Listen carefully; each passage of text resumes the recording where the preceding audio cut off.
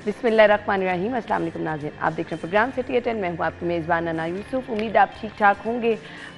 दुआ भी यही है कि अल्लाह ताला सबको सेहत और तंदुरुस्ती वाली ज़िंदगी अता फरमाए। प्रोग्राम के आगाज़ की तरफ चलेंगे, ख़बरों से आगाज़ करेंगे इंशाल्लाह।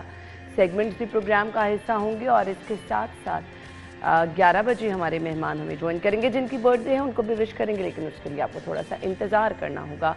हमने ख़बरों से बाकायदा आगाज़ करना है और आपको बताना है कि शहर की सूरत हाल क्या है, शहर में हो क्या रहा है। इसके अलावा जिस चीज़ का आप ख़ास तौर पर इंतज़ार कर रहे होते हैं, क्योंकि हमें साथ साथ मैसेजेस भी आना शुरू हो जाते हैं जी कि हमारी बर्थडे जो है वो कब आप ऑनर करेंगे, कब हमें विश करेंगे, उसके लिए प्लीज़ इंतज़ार कीजिए।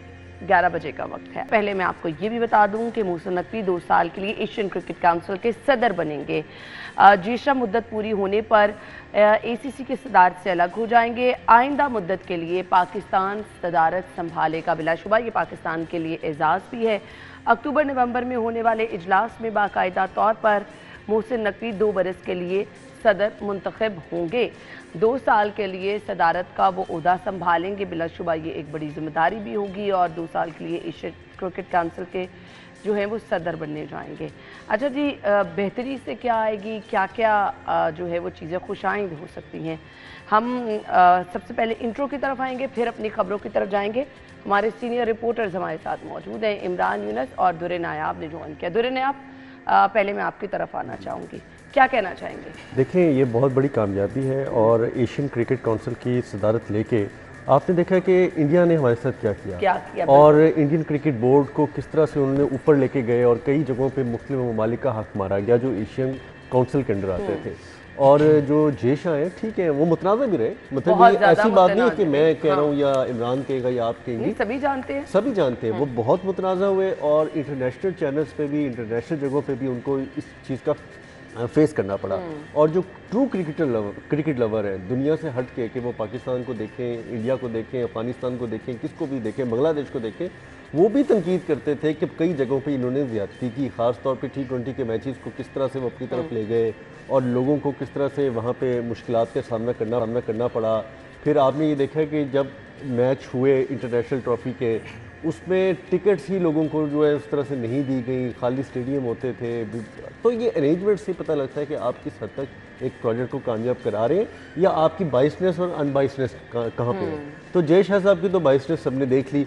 अब मोसी साहब का ये है कि जिस तरह से उन्होंने पाकिस्तान क्रिकेट बोर्ड को उठाया, उसके बाद आगे चले और हार जीत को ऑन किया, अपनी टीम को ऑन किया, बहुत सारी चीज़ों पर स्टैंड लिया, तनकीद भी बर्दाश्त की, आगे भी चले, लेकिन हिम्मत नहीं आ रही। सारी तनकीद बर्दाश्त करने के बाद उन्होंने कहा, फिर भी इस चीज़ का अहद किया कि मैं ये ठीक करके दिखाऊंगा। बिल्कुल। तो हमें ऐसा बंदा चाहिए जो सारे हर्डल्स को अबूर करते हुए, हर्डल्स पे फंसते हुए, गिरते हुए, उठते हुए हिम्मत ना हारे, बहुत ज़्यादा हिम्मत ना हारे। और मोहसिन साहब की कैपेबिलिटी की तो अब पूरी दुनिया दाई होती जा रही है। जिस तरह से इन्होंने इंटरनेशनल क्रिकेट बोर्ड के श्रीलंका के इजलास में अपने आप को मनवाया, पाकिस्तान क्रिकेट बोर्ड को मनवाया, अपने मुतालबात को 2 टोक बयान के साथ उन्होंने कहा कि नहीं, चैंपियंस ट्रॉफी जो है वो पूरी की पूरी पाकिस्तान में होगी, हम मेज़बानी करेंगे, पूरे का पूरा फंड शेयर जो है वो पाकिस्तान को आना चाहिए। ये बहुत बड़ी बात है। आप देखें, कोई थोड़ी सी बात भी किसी स्टेज पे या किसी जगह पे जाके को कर दे पाकिस्तान के हक में, तो हमारे सारे सोशल मीडिया वाले कहते हैं क्या बात है। इन्होंने तो पाकिस्तान का मुकदमा लड़ा है। पाकिस्तान क्रिकेट बोर्ड की नाइंसाफियों का मुकदमा लड़ा गया है। पाकिस्तान क्रिकेट बोर्ड के साथ जो इतने सालों से उनको उनकी मेज़बानी के शेयर से, उनकी मेज़बानी के हक से महरूम रखा जा रहा था, अब मुझे कभी उम्मीद है कि इंशाल्लाह हम इतने सालों बाद इस चीज़ के मुतहम्मिल हो जाएंगे, यानी उम्मीद की और इंडिया भी आएगा इंशाल्लाह। और अफगानिस्तान जो पहले कह रहा था कि हमें वो, अब वो भी आ रहे हैं, ठीक है। और ये भी आपको बताऊँ, ये भी इंडियन क्रिकेट बोर्ड के उन सारे ट्रॉलर्स का एक प्रोपेगेंडा था कि जी अफगानिस्तान नहीं आ रहा। तो जब अफगानिस्तान ने ऐलान कर दिया कि हम आ रहे हैं, तो वो तो वही प्रोपेगेंडा दफन हो गया। लेकिन इंशाल्लाह मुझे पूरी उम्मीद है कि अब जब पाकिस्तान क्रिकेट बोर्ड के चेयरमैन एशिया क्रिकेट बोर्ड की सदारत में बैठेंगे तो 2 साल इस रीजन को इंटरनेशनल क्रिकेट का बहुत बड़ा शेयर मिलेगा इंशाल्लाह। इमरान, ना देखें, अगर हम बात करें कि सिर्फ ये बड़ी अच्छी नवीद है क्रिकेट काउंसिल के लिए। अगर बात सिर्फ हम एशियन क्रिकेट काउंसिल की बात नहीं करते, ओवरऑल जितने भी काउंसिल्स हैं हम हमेशा ये बात करते हैं कि क्रिकेट को हमेशा सियासत से जो है वो दूर रखना चाहिए, लेकिन मैं बात वही कर रहा हूँ कि चाहे हम एशियन क्रिकेट काउंसिल की बात करें या बाकी काउंसिल्स की बात करें, हमेशा कहीं ना कहीं सियासत जो है वो आ ही जाती है। स्पेशली एशियन क्रिकेट काउंसिल के हवाले से बात करें तो हमेशा ये खेल जो है वो सियासत की नज़र रहा है। यही वजह है कि कभी भी अगर हम बात करें मौजूदा जो सदर हैं जे शाह, इन्होंने हमेशा जो है वो कोशिश ही नहीं की कि खेल को खेल समझा जाए और इंडियन टीम जो है वो कभी पाकिस्तान आकर खेल सके।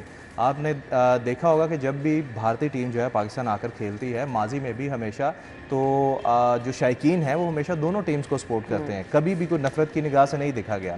हालांकि अगर पाकिस्तानी टीम की बात करें तो हमें आज भी याद है कि जब भी पाकिस्तानी टीम जो है वो भारत जाती है और वहाँ पर अगर वो मैच जीतने के करीब होते हैं तो वहाँ पर स्टेडियम में जो हाल होता है वो सबको पता है कि कोई ना कोई चीज़ें जो है फेंकी जा रही होती हैं, बाज़ का तो आग जो है वो भी लगाने के ऐसे कई वाक़यात जो है हमारे सामने आए हैं। तो ये प्लेयर्स के घर ही जला देते हैं। बिल्कुल इसी तरह, तो ये तमाम तर जिम्मेदारी जो है ना वो हेड पे जाती है। हेड कौन है? ऑब्वियसली जो सदर होता है। तो ये बड़ी अच्छी बात है। और अगर हम बात करें मोहसिन नकवी साहब के हवाले से, तो मुझे अब भी याद है कि जब लाहौर में जो है वो PSL होने वाला था, तो सबसे पहले जो इनकी प्लानिंग थी वो ऑब्वियसली इस ऑफिस में बैठ के ये डिस्कशन हो रही थी कि कैसे बजट को जो है वो बचाया जा सकता है, कि जो टीमों को लाने ले जाने में इंतज़ामात होते हैं वो सिर्फ हुकूमत की जो जिम्मेदारी है हुकूमत वो करे और जो PCB की जिम्मेदारी है वो PCB ऑन करे, क्योंकि PCB सारा खर्चा जो है वो हुकूमत पर डालती थी और करोड़ों रुपया जो है वो सिक्योरिटी की मद में, उसके साथ लाइटों की मद में, इंतजामात की मद में लिया जाता था। तो फिर जब ये वज़ीर आला थे तब इन्होंने कहा था कि भाई पैसा तो आप कमा रहे हैं, पैसा तो PCB कमा रहा है उस इवेंट से, तो भाई वो फिर हुकूमत को क्यों नहीं 50% पे करता। तो खैर वो उन्होंने 50% उनसे लिया भी, जो कि माजी में पहली बार हुआ। तो जब ऐसा जिम्मेदार शख्स जो है वो किसी भी जगह का सरबराह होगा तो ऑब्वियसली उसके अंडर सिर्फ टीम नहीं कि बाकी जो मुल्हिका उससे एसोसिएशंस हैं वो भी उनमें भी बेहतरी ही नज़र आएगी। बिल्कुल। सो इसके लिए जी हम दुआ गो भी हैं और अब इसके लिए देखिए आपको खुद भी ये चीज़ें वाज़े तौर पर नज़र आना शुरू होंगी। अच्छा जी, हम आज की पहली खबर की तरफ बढ़ जाते हैं। जी हमारी पहली खबर क्या है उसकी तरफ चलेंगे। बल्दिया उज़्मा का 16 अरब का बजट जो है वो मंजूर किया गया है। बिल्डिंग प्लान और फीस में इजाफा किया गया है। मैं आपको ये भी बता दूं जी कि गैर तरक्याती बजट का हुजूम 12.5 अरब रुपये रखा गया है। जारी तरक्याती मनसूबों के लिए 2 अरब मुख्तस, सालाना तकरीबात पर 1 अरब रुपये खर्च होंगे। जी इमरान। देखें ये तो हर साल होता है, लेकिन कोई ना कोई नई चीज़ जो है वो इसमें एडअप होती है। अगर हम बात करें कि 16 अरब का जो बजट मंजूर किया गया है, इसमें जो अहम चीज़ है वो यही है कि बिल्डिंग प्लान जो है उसकी फ़ीस में इजाफा किया गया है। चलें ठीक है, ऑब्वियसली आप कोई ना कोई प्लान बनाते हैं रेवेन्यू बढ़ाने के लिए। इस बार आपने बिल्डिंग प्लान की फ़ीस में जो है वो इजाफा जो है उसकी मंजूरी जो है वो दी गई है। बात यह है कि बहुत अच्छी बात है। हम हमेशा अक्सर ये बात करते हैं कि हमारा शहर जो है ना पहले बहुत खूबसूरत है लेकिन अब बेहंगम सा हो गया है। अभी कुछ दिन पहले जो है वो मैं दुर-ए-नयाब की ही खबर देख रहा था कि LDA जो है वो जो कमर्शलाइज जगह हैं, नॉन कमर्शलाइज जगह हैं, उसको वहाँ पर कमर्शियल प्लाजे जो हैं वो बनाए जा रहे हैं। खैर ये तो दुरे जो है वो ज़्यादा बेहतरी से बताएगा। अब बल्दिया उज़्मा के हवाले से बात करो, LDA के हवाले से बात करो, तो LDA यहाँ है, बल्दिया उज़्मा यहाँ है, हर हवाले से, चाहे बजट के हवाले से हो, मैन पावर के हवाले से हो या बाकी इंतज़ामात के हवाले से हो।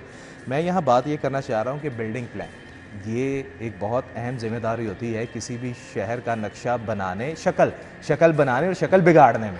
लेकिन माजरत के साथ हमारे यहाँ पर बिल्डिंग प्लान के लिए आप जाएंगे ना जब बल्दिया उज़्मा के पास, आपको लग पता जाएगा कि आप किस भाव जो है वो पड़ती है। सबसे पहले आपको अपने सिस्टम जो है उसको भी बेहतर करने की ज़रूरत है। सिर्फ इस तरफ ध्यान ना दें कि आपने फ़ीस बढ़ानी है, इस तरफ भी ध्यान दें कि लोगों को फैसिलिटेट कैसे करना है। और माजरत के साथ मैं फिर ये बात यहाँ पर कहूँगा कि बिल्डिंग प्लान की मद में जो साइल को मुश्किलात का सामना होता है वो काफ़ी चीज़ें हैं। हम इसके अंदर जाएंगे तो काफ़ी लंबी बात जो है वो फिर निकल आएगी। बात यह है कि साइल की जो मुश्किलात है उसमें इजाफा होना चाहिए। शहरी जो हैं वो अपने प्लान जो है उसको मंजूर करवाने के लिए जल्द अज जल्द, बल्कि जो कानूनी टाइम है उसके अंदर भी मंजूर करवाने के लिए वो बेचारे मुख्तलिफ हरबे जो हैं वो आजमाते हैं और उनके वो हरबे कामयाब भी हो जाते हैं। तो ठीक है, आप बिल्डिंग प्लान में अगर इजाफा कर रहे हैं बड़ी अच्छी बात है, लेकिन इसके सिस्टम को भी बेहतर करने की ज़रूरत है। अच्छा, मैं तो इसका मजाक कहूँगा। ये 16 अरब जो बजट है ना, ये एक पूरा मजाक किया गया है शहर के साथ। आप देखें कि 12 अरब गैर तरक्याती बजट है। गैर तरक्याती बजट में 12 अरब रुपए आप अखराजात में पूरे करेंगे। अखराजात में जब खर्च करेंगे तो ये 12 अरब कमाएंगे कहाँ से? अब मैं आपको पुरानी बात बताता हूँ पिछले साल की, कि जो बिल्डिंग प्लान है इनका जो टारगेट दिया गया था इनको, उसमें ये 50 करोड़ भी इकट्ठे नहीं कर सके। सही। और जो कि पूरे का पूरा जो सिस्टम में था, मैंने ये खबर भी दी थी फैक्ट एंड फिगर के साथ, प्रेजेंटेशन के साथ, कि 39% कोई टाउन जो है अचीव नहीं कर सका। 31%, 32%, 36% पे रहा। आप अपने जो अभी तो आपने बिल्डिंग फीस बढ़ा दी है, जो कम बिल्डिंग फीस उसकी वजूहात भी जरा थोड़ा जो इमरान कम बिल्डिंग फीस थी वो आप 100% तो रिकवर कर नहीं सके। ठीक है, आप 50% भी रिकवर नहीं कर सके। और बढ़ाने के बाद क्या होगा? अब आपने 100% जब बढ़ा दी है तो आप वो कैसे रिकवर करेंगे? आपने 12 अरब रुपए के अखराजात रखे, मैंने 12 अरब खर्च करने एक साल में, तो मैंने कमाने कहाँ से, है ना? आपका कोई रेवेन्यू प्लान नहीं है। आपको अगर घर का छोटा सा बजट चलाना हो, आपको पता है कि मेरे घर का खर्चा 50,000 रुपये है, उसमें बिल बिजली है, किचन है, सब कुछ है जी। तो आपको ये भी तो पता होना चाहिए ना कि मैंने 50,000 कमाने कहाँ से है। बिल्कुल। अब मुझे सिर्फ इसमें ये एतराज़ है कि 12.5 अरब रुपए गैर तरक्याती बजट रखा है। ये तरक्याती स्कीमों पे नहीं खर्च होना, गैर तरक्याती बजट जो है इनकी तनख्वाहों पे, इनकी पेंशन्स पे, इनकी बिजली पे, इनकी गाड़ियों पे, फ्यूल पे, अल्लों पे, चाय पे, और 1 अरब रुपए की सालाना तकरीबात रखनी है। मुझे बताएं कि एमसीएल कौन सी सालाना तकरीबात करता है? सही बात है। आपने कोई वैल्यूएबल तकरीब आज तक एमसीएल की देखी है? एक तकरीब थी जिसमें सिटी फॉर टू पार्टनर था, कैप्टन उस्मान डिप्टी कमिश्नर थे और इमरान और हम सब उसका पार्ट थे, और वो थी लिबर्टी की रैली जो परेड की गई थी सिटी मार्च 23 मार्च। उसके अलावा मुझे तो उसके बाद से आज तक ना कुछ समझ आया ना। अब ये वही बातें हैं कि अगर वॉल सिटी कहे जी कि हम बड़ी तकरीबात कराते हैं, भाई आप शाही किले के अंदर 4 दीवारी में तकरीबात करते हैं और मखसूस लोगों को बुला के बड़े लेविश खाने खिला देते हैं, तो इसका बर्डन सारे शहर पे आ जाएगा। ये 1 अरब की तकरीबात पे मुझे बताएं, इस शहर से इकट्ठा किया हुआ टैक्स के पैसे से आप जस्टिफाइड करते हैं कि 1 अरब की तकरीबात है? आप ये जस्टिफाइड करते हैं कि आप 50 रुपए जमा ना करें और 100 रुपए के अखराजात दिखा दें? सही। आप मतलब कि ये चीज़ें तो देखें ना। मैंने तो उस रिपोर्ट पे बड़ा जो रिपोर्ट वज़ीर आला को पेश की गई थी, जब LDI में वज़ीर आला आई थी, 3 घंटे बैठी रही थी, उनको तब ये रिपोर्ट पेश की गई थी कि जी आप MCL की कारकर्दगी देख लें और आप LD की कारकर्दगी देख लें। LDA ने इसके अगेंस्ट तकरीबन मैं समझता हूँ कि एक 50% आप एरिया भी नहीं कह सकते अगर LDA का ज़्यादा MCL cantonment board, Lahore cantonment board के पास उन्होंने 10 अरब रुपए का इकट्ठा किया रेवेन्यू बिल्डिंग प्लान से, जुर्मानों से, सबकी मद में, और ये 50 करोड़ रुपए खड़े थे। तो मुझे बताएं इतना ह्यूज डिफरेंस। इमरान ने बिल्कुल ठीक बात की कि अगर LDA यहाँ खड़ा है तो MCL यहाँ खड़ा है, लेकिन वो MCL अब यहाँ से भी ज़मीन बोस होता जा रहा है। अफसोस इस बात का है। तो उस पर वज़ीर आला ने उस वक्त कहा था फिर क्यों ना हम सारा ही बिल्डिंग कंट्रोल LDA को दे दें इस शहर का, और वन रूफ के नीचे जो है ना वो सारा सिस्टम चलाएं। तो मैं सिर्फ ये कहता हूँ कि आप सिर्फ अपने अखराजात को और अपनी आमदन को अगर वही मुताबिकत के साथ बजट नहीं पेश कर पाते तो मार्केट के साथ वो बजट नहीं, फिर एक मजाक होता है। अब इनकी लकीरें निकलनी है ये 12.5 अरब है ना, ये इकट्ठे करते हुए, और दूसरी तरफ अफसरान ने लकीरें निकलवानी है बल्दिया उज़्मा के आला अफसरान की, जब उन्होंने रेवेन्यू इकट्ठा नहीं करना और बारों बार जो है ना वो पैसे इकट्ठे करके, जिसकी इमरान बात कर रहा था कि नक्शे पास किए बगैर बिल्डिंगें बनवा देनी है, और जो चलान है वो होने नहीं है, और जितना भी जुर्माना की मद में पैसे इकट्ठे होते हैं वो होनी नहीं है, दिहाड़ियाँ लगनी है, सीधी सी बात है यहाँ पे। और मजिस्ट्रेट्सों की जो हालत है वो देख लें आप, इनकी जो बिल्डिंग प्लान की हालत है वो देख लें, फिर कह देते हैं अल्लाह आप MCL जाके देख लें। आपको अगर बैठने की सलीके की कुर्सी मिल जाए तो आप मुझे बताएं। गाड़ियां जो बेचारी अरसा दराज से वहाँ पड़ी हैं, ऐसे भूत बंगले का मंजर पेश कर रही होती है, आप एंटर ही हो जाए। तो खैर ब्रेक का कहा जा रहा है, ब्रेक ले लेते हैं, ब्रेक के बाद आएंगे अगली खबर की तरफ, आप हमारे साथ रहिए।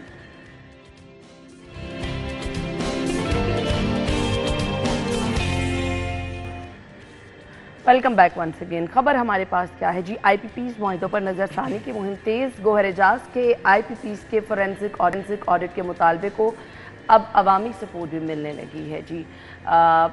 दुर्रे नयाब आपकी तरफ आना चाहिए। जी बिल्कुल, ये तो मैं समझता हूँ कि बड़ा हैरान, मेरे लिए भी एक हैरानकुन मामला था जिस तरह गौहर एजाज साहब आए और फ्रंट पे आके उन्होंने एक ऐसा मसला उठाया है जो कि 18 करोड़ से ज़ायद अवाम का दिलों का पूरा मसला बना हुआ है, और उनकी दिल की बात है। मेरी, आपकी, इमरान की, या हमारी जितने कैमरामैन दोस्त बैठे हैं, सबकी ये आवाज़ है कि ये अब इंतहा हो चुकी है, इसको बंद कर देना चाहिए।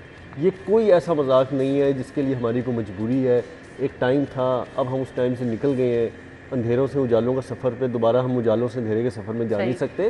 फाइनेंशियली हर बंदा बिजली के बिलों पे बर्बाद हो चुका है। और अगर इस मौके पे गौहर एजाज साहब ये मुतालबा लेके उठे हैं फैक्ट एंड फिगर्स के साथ, तो हैरान कुन बात देखें कि अभी तक कोई डिनाइल भी नहीं आया। हाँ, ठीक है, सही बात है। मतलब कि होता है ना, हम कोई खबर देते हैं, बाज़ औक़ात हम कोई खबर देते हैं, प्रोग्राम में कोई बात करते हैं, अक्सर हम निकलते हैं, बाहर नहीं निकलते तो कॉल आ जाती है कि जी आपने ये क्या बात कर दी, तो बड़ी गलत बात की, ऐसा तो नहीं था, वो इस तरह था। अच्छा, अब वो इतने फैक्ट एंड फिगर के साथ प्रिसाइसली बात कर रहे हैं कि ये IPP, ये प्राइवेट लोग थे, ये बिल्कुल उनको दिया गया, इस तरह से हुआ। बहुत सारे ऐसे हैं जिन्होंने कुछ प्रोड्यूस भी नहीं किया, लेकिन वो अपना कैपेसिटी चार्जेस जो है वो वसूल करके। अब हमें तो पहली दफ़ा पता लगा कि कैपेसिटी चार्जेस भी होते हैं। अच्छा जी, हमें तो ये पता ही नहीं था कैपेसिटी चार्जेस भी होते हैं।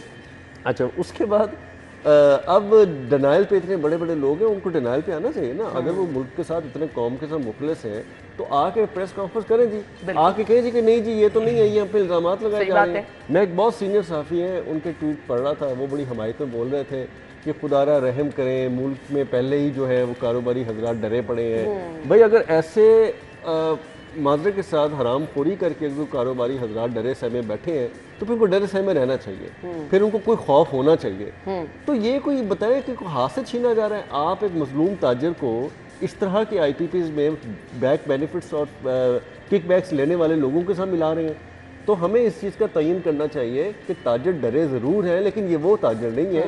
ये तो वो है जिनकी नस्लें संवर चुकी हैं, सारा बिजनेस बाहर सेटल हो चुका है, प्रॉपर्टीज़ बाहर ले चुकी हैं और प्राइवेट प्लेन्स में जाते हैं। अब तो लोकल फ़्लाइट्स में भी नहीं जाते और बड़े बड़े नाम हैं। तो अगर कोई नाम लाया है तो मेरा ख्याल है कि गौहर एजाज साहब ने बड़ी हिम्मत वाला काम किया है।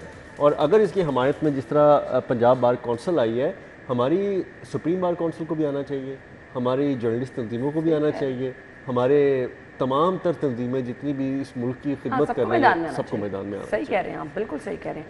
इमरान, अब देखिए, मैं तो लिटरली जब भी IPPs की बात होती है ना, मैं आपको पहले ये बात लाजमी बताना चाहता हूँ कि यकीन जाने जब ये मीडिया पे IPPs के हवाले से बात आना शुरू हुई है ना, तो लोग जो है ना वो पूछना शुरू हो गए। मैं अगर बात करूँ कि मैं जहाँ पंजाब यूनिवर्सिटी में जाता था, तो आप यकीन जाने कि हर बंदा मुझसे पूछता था कि ज़रा हमें IPPs के बारे में थोड़ा ब्रीफ कर दें कि ये थे क्या और करते क्या थे। मतलब लोगों में शऊर जो है ना वो आना शुरू हुआ। फिर लोग जो हैं वो यही कहना शुरू हुए कि जी इन्होंने कितना खाया है हमें, ये लोगों की ज़ुबान थी।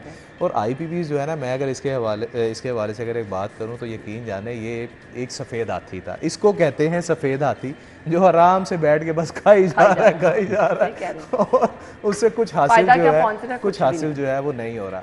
मैं ना आपको यहाँ एक बात बताता हूँ कि हम हमेशा चाइना की तरक्की की बात करते हैं ना, तो साथ हम ये भी कहते हैं कि चाइना की सनत ने तरक्की क्यों की, उसकी आवाम ने तरक्की क्यों की, या वहाँ की जो मईशत है उसकी बेहतरी की सबसे बड़ी वजह ये थी कि उन्होंने अपनी इंडस्ट्री को स्ट्रॉन्ग किया। और उसकी वजह सिर्फ ये थी कि उन्होंने बिजली के बिल जो है ना वो किसी के आधे और किसी के ना होने के बराबर बिजली मुफ्त भी देनी पड़ी उन्होंने, तो उन्होंने दी।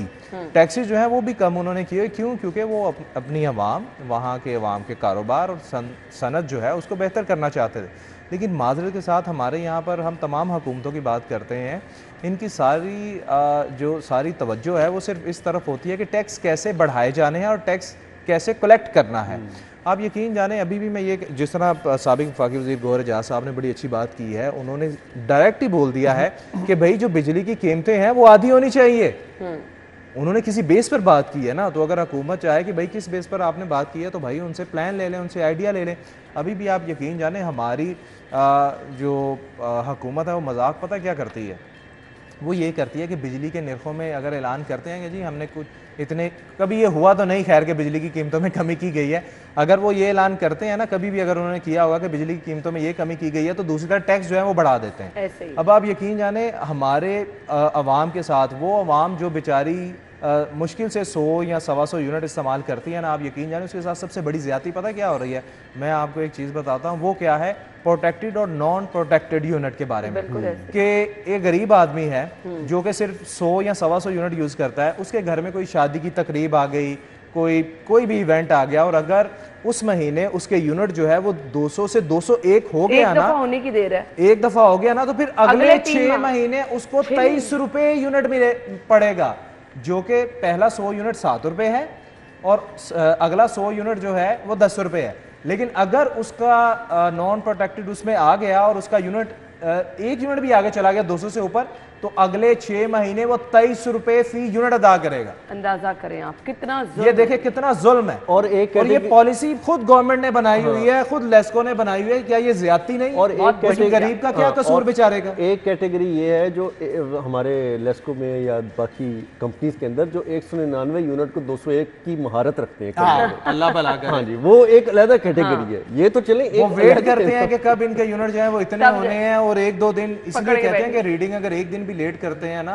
तो लेस्को जो है उसको करोड़ों रुपए का फायदा होता है, बेचारा सारिफ जो है वो रुल जाता है। इस तरफ गवर्नमेंट ध्यान नहीं देती। चौधरी शाफी की स्टेटमेंट मेरे सामने, आईपीपीएस की महंगी बिजली इंडस्ट्री और आवाम पर बोझ है। 50% की सलाहियत पर चलने वाले पावर प्लांट को 100% अदायगी काबिल अफसोस है। बदहाली की शिकार मईशत मजीद डूब रही है, कोई तो ख्याल कर। भाई ऐसी भी आईपीपीएस के हवाले से बात करें, ऐसे भी प्लांट थे जो बंद प्लांट के पैसे जो है वो वसूल करते रहे। और ये चीजें दुर्नियाब वाली बात कि भाई ये चीजें सबके सामने है, गवर्नमेंट क्यों अंधी बन के बैठी हुई है?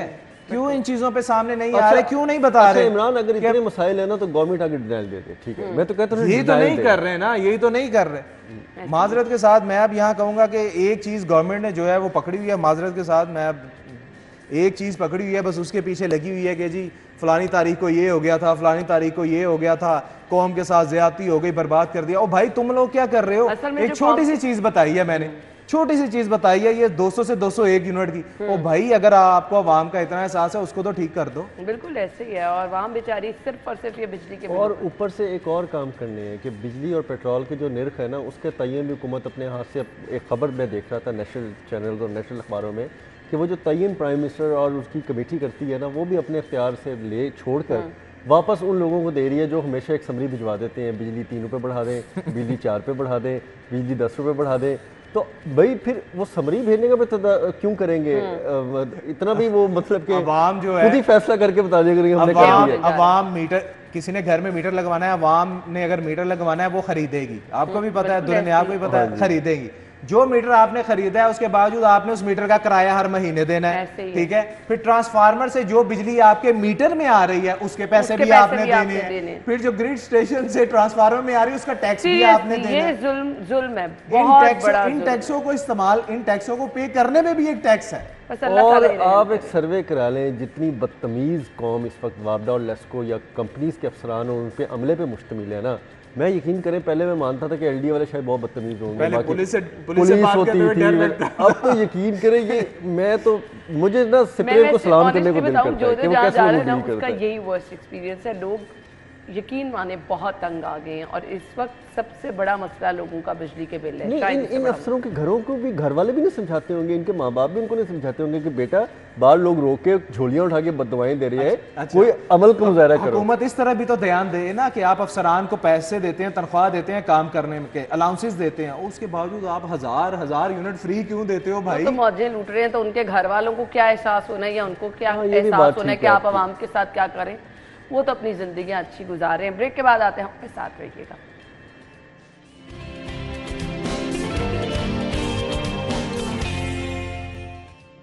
Welcome back once again. खबर हमारे पास है, वजीर आला की जानिब से तमाम महकमों को पेड इंटर्नशिप शुरू करने के अहकामात दिए गए हैं। किन किन महकमों में होगी, कौन लोग इससे इस्तेफादा कर सकेंगे? दुर्रे नायाब कुछ बताएंगे हमें? जी ये बिल्कुल बहुत अच्छा इकदाम है। मैं ये समझता हूँ कि जितनी बेरोज़गारी हो चुकी है और जितने प्रोफेशनल्स जो हैं वो इस वक्त परेशानी के शिकार है और हमारे ऊपर इतना दबाव है IMF का कि हम डायरेक्ट तो हायरिंग कर ही नहीं सकते, परमानेंट कॉन्ट्रैक्ट पे रखते हैं तो तब भी चीखें आपको सुनाई देती हैं, कुछ और करते हैं तब भी होती हैं, और अगर कहीं हायरिंग हो जाए तो सिफारिशों की इतनी लंबी लिस्ट होती है कि जो मेरिट पे लोग हैं बेचारे वो दर-बदर फिर रहे होते हैं। तो ये एक मिड वे है कि चलो कम से कम जो यूनिवर्सिटी से निकले या अपनी डिग्री कंप्लीट करके चलें, आप महकमों में बैठ के काम का एक्सपीरियंस करें। अच्छा, आप जब बैठते हैं किसी महकमे के अंदर तो फिर आपको हायरिंग के, वहाँ पे भर्ती होने के, वहाँ पे रेगुलर जॉब करने के बहुत सारे रास्ते नजर आना शुरू हो जाते हैं। घर बैठे कुछ नहीं होता, आपको अपने कंफर्ट जोन से निकलना पड़ता है। तो अगर इस दौरान आपको थोड़ा बहुत जेब खर्च अगर हुकूमत दे दे, साथ आपको आने जाने का कोई खर्च मिल जाए उसी सूरत में, स्टाइपेंड की सूरत में, तो बहुत अच्छी बात है। और मेरा अपना ये ख्याल है कि खबर में तो इस चीज़ का जिक्र नहीं है, लेकिन ये जो जेब खर्च होगा, जो स्टाइपेंड होगा, कम से कम ये 10-15 हज़ार 20 हज़ार के अराउंड होगा, ज़्यादा होगा दुर्यों ने, आप चले आई मैं एक मैं कर रहा हूँ कि नॉर्मली जो एक्सरसाइज 20,000 के करीब होना चाहिए, जिसमें एक बच्चे को मिले जब वो घर से निकले बच्चा या बच्ची, तो कम से कम वो बस का किराया, मेट्रो और आने जाने का आपका आने जाने का जो निकाल लें और एक रीज़नेबल तरीके से बैठ के उन्हीं लोगों में काम करें जो साहिब हैसियत और साहिब इक़्तिदार हैं, उनके साथ बैठ के काम करने का एक्सपीरियंस एक और होता है। पॉलिसी मेकर्स हैं भाई। पॉलिसी मेकर्स, और अल्लाह करे उनको कल को इसमें परमानेंट नौकरी करने का मौका मिले या कॉन्ट्रेक्चुअल नौकरी मिले तो वो सबसे पहले हकदार हों। तो और इस दौरान जब उनकी डिग्री करने से नौकरी मिलने तक के दरमियान का जो वक्त है जिसमें बच्चा ज़्यादा डिप्रेशन का शिकार होता है, स्पॉइल होता है, इधर उधर जो खराबियाँ करता है, वो कवर हो जाए। अब इसमें महकमे जो है पंजाब के तमाम महकमे वज़ीर आला ने जो है वो ऑथराइज़ कर दिए हैं। उसमें MCL भी होगा, LDA भी होगा, लॉ और वेस्ट कंपनी भी होगी, पंजाब की दीगर कंपनीज भी होंगी, पंजाब के अंदर ज़िली हुकूमतें होंगी, डिप्टी कमिश्नर के ऑफिस, कमिश्नर के ऑफिस, जहाँ जहाँ पे भी मैन पावर की कमी है स्टूडेंट्स को ये हर जगह होगी। तो इससे अच्छी आपकी ट्रांसपोर्ट अथॉरिटीज़ के अंदर होंगी या आपकी ऑरेंज लाइन की अथॉरिटी के अंदर होगी, जितने भी आपकी डेवलपमेंट कंपनीज, डेवलपमेंट अथॉरिटीज़, आपकी वेस्ट कंपनियाँ पंजाब की दीगर अजलाएँ उनके अंदर भी होंगी। तो मेरा ख्याल है कि इंजीनियर्स हो गए, इन्वायरमेंटलिस्ट हो गए, आपके टाउन प्लानर्स हो गए, आपके अकाउंट्स, फाइनेंस, जितने भी लोग जहाँ जहाँ भी उनको अवेलेबिलिटी होगी उनको प्लेसमेंट मिलती जाएगी। मेरा एक अपना आइडिया है कि टारगेटेड कम से कम 2 से 3-4 लाख स्टूडेंट्स जो हैं वो अकोमोडेट होने चाहिए इस प्रोजेक्ट के तहत। अगर हो जाते हैं तो बहुत मेरा ख्याल है कि यूथ में एक इस हुकूमत की हमदर्दी बढ़ेगी और इस यूथ को भी थोड़ा सा काम अगर लगेगी तो पॉजिटिव रस्तों की तरफ सोचना शुरू करेगी। अब वो फारिग रह कि आपको पता है कि मुख्तलिफ लोगों के हत्थे चढ़ के हमारी यूथ ऑलमोस्ट पाइल हो चुकी है। अब उनको वापस रास्ते सिर्फ आप काम देकर उनको एक मुस्बत प्लेटफॉर्म देकर लगा सकते हैं। उनको लगाए ना। अच्छा, मेरे सामने ये लिखा जी, हिम्मत कार्ड का सेमाही वजीफा बढ़ाकर 10,500 रुपए तक करने का हुक्म। ये भी कल फैसला हुआ है। देखिए, मुस्लिम लीग नून की हुकूमत जो है पिछले कुछ सालों से यूथ पे काफ़ी इन्वेस्ट कर रही है और गुज़िश्ता रोज़ जो सूबाई काबीना का इजलास हुआ है और उसमें अगर बात की जाए कि स्पेशली यूथ के हवाले से और क्लाइमेट चेंज के हवाले से मुख्तलिफ जो प्रोजेक्ट्स हैं उनकी मंजूरी जो है वो दी गई है।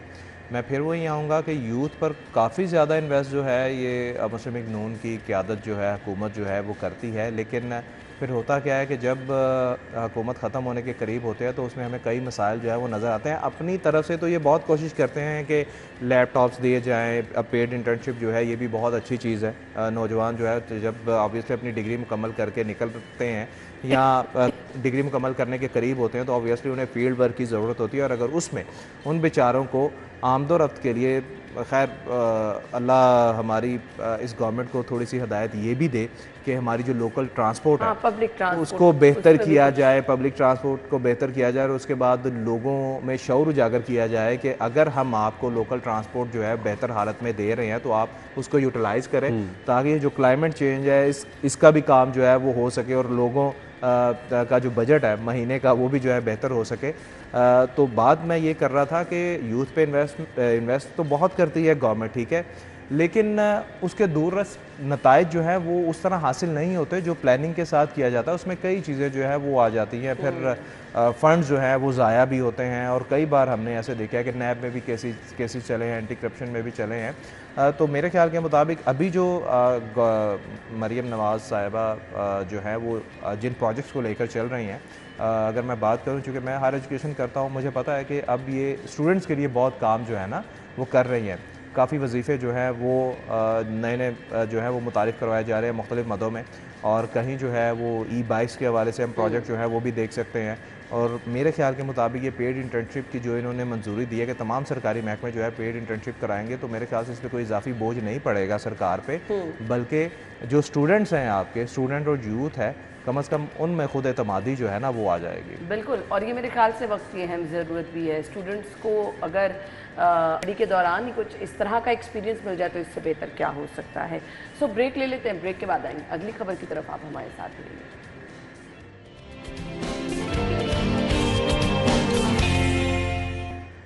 प्रोग्राम में आपको खुश आमदीद कहेंगे। खबर है जी, महकमा स्पेशलाइज्ड हेल्थ केयर में फ्रॉड, 25 अरब और 59 करोड़ रुपए की माली बेज़ाब्तियों का इंकशाफ हुआ है।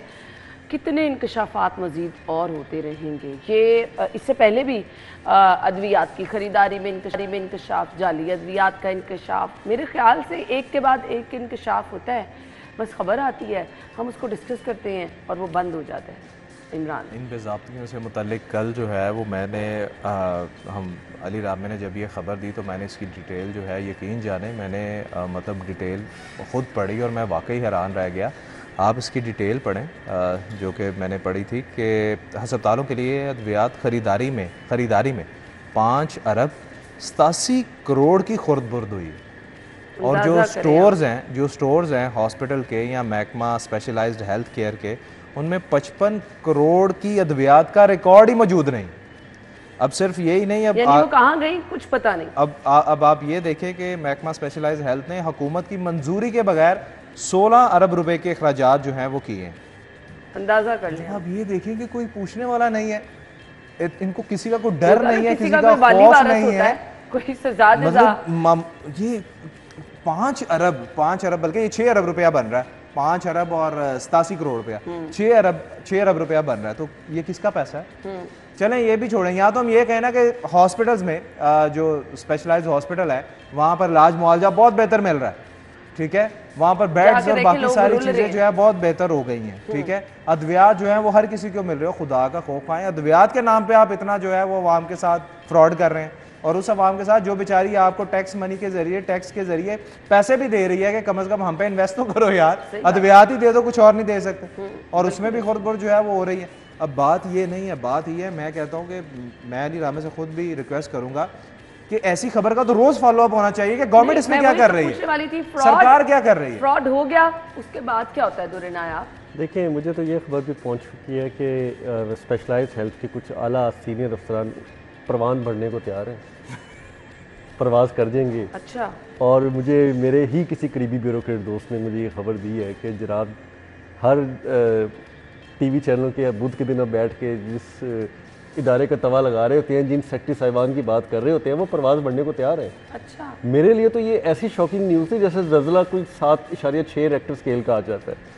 और मैं ना मेरे वो तमाम वो चीज़ें माजी में घूमनी शुरू हो गई कि किस तरह पहले शहबाज शरीफ साहब की हुकूमत थी, वजारत आला उनके पास थी और कुछ चंद ब्यूरोक्रेट्स उनके घूमते।